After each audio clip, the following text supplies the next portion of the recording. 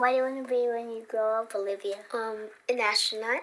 I want to be a fashion designer. A basketball player. I want to be an actor. A doctor. A teacher. A chef. An artist. What do you want to be when you grow up?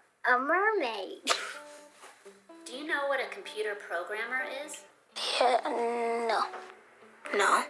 No. I think it's something that has codes and is able to decode a mystery. I think that they... Wait, what? Computer programmer? No. Nowadays, just about everything requires some form of programming. So, what is it? Programming is basically explaining to a computer what you want it to do for you. When you're programming, you're teaching possibly the stupidest thing in the entire universe, a computer, how to do something. Programming is one of the only things in the world that you can do where you can sit down and just make something completely new from scratch, you know, whatever you want. It's really not unlike kind of playing an instrument or something, or playing a sport. It starts out being very intimidating, but you kind of get the hang of it over time. Coding is something that can be learned, and I know it can be intimidating. A lot of things are intimidating, but what isn't? A lot of the coding that people do is actually fairly simple. It's more about the process of breaking down problems than, sort of coming up with complicated algorithms as people traditionally think about it. Well, if it's fairly simple, why aren't there more of us doing it? Over the next 10 years, there will be 1.4 million jobs in computer science, and only about 400,000 grads qualified for those jobs. That's a shortage of 1 million people. So, how do you start?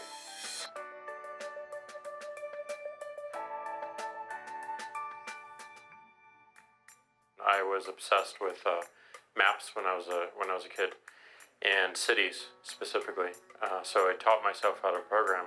I had a very clear goal of what I wanted to do, which is to see a map of the city on my screen and play with it. Put things on the map, move things around the map. See what was happening in the city, how it worked, how it lived, how it breathed.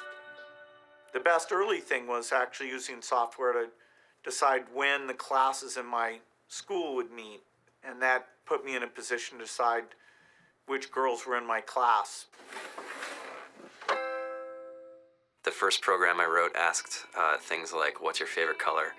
Or how old are you? I first learned how to make a green circle and a red square appear on the screen. The first time I actually had something come up and say, hello world, and I made a computer do that. It was just astonishing. When I finally learned a little bit of programming, that blank wall resolved into a bunch of doors, and you open them, and finally you start to open enough doors that the light comes in. And to me, a finished program is like a structure filled with light. All the corners are illuminated. You understand the structure of it.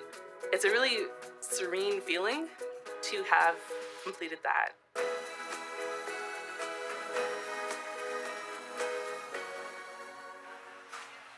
It took me some time to realize that creating things with your hands or creating code, creating programs, is just a different way to express creativity.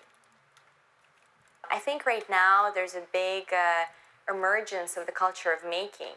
People who make their own scarves and hats, people who write their own apps. Now it's just limited by your imagination and sort of what kinds of ideas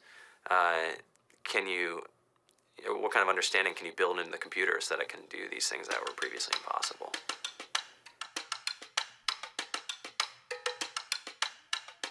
All great things are built in teams when you collaborate with other smart people.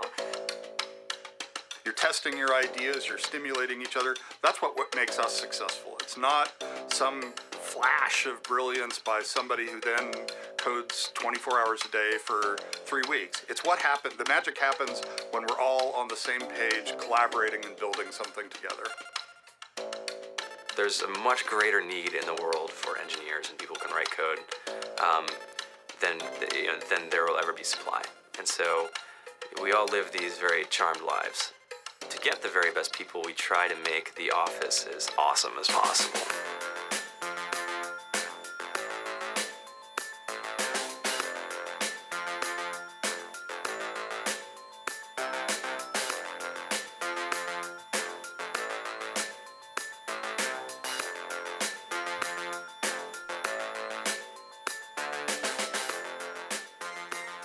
We have a fantastic chef, Free food, breakfast, lunch, and dinner. free laundry. Snacks, even places to play and video games and scooters. There's all these kind of interesting things around the office and places where people can play or relax or go to think or play music or be creative.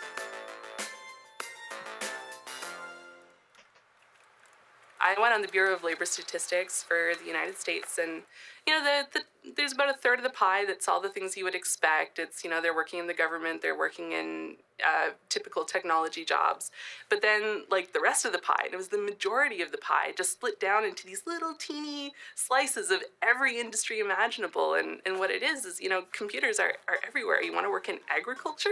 Do you want to work in entertainment? Do you want to work in manufacturing? It's just all over.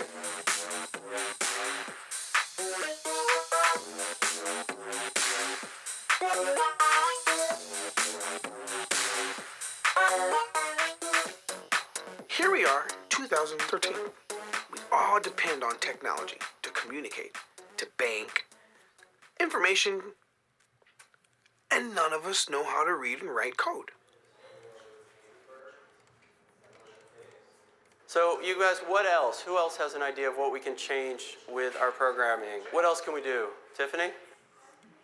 What I saw my students take away from using Scratch and programming in our classroom is that they were willing to push through problems. It really builds critical thinking, it builds problem solving, and it's something that they can then apply to math in the classroom or their reading skills.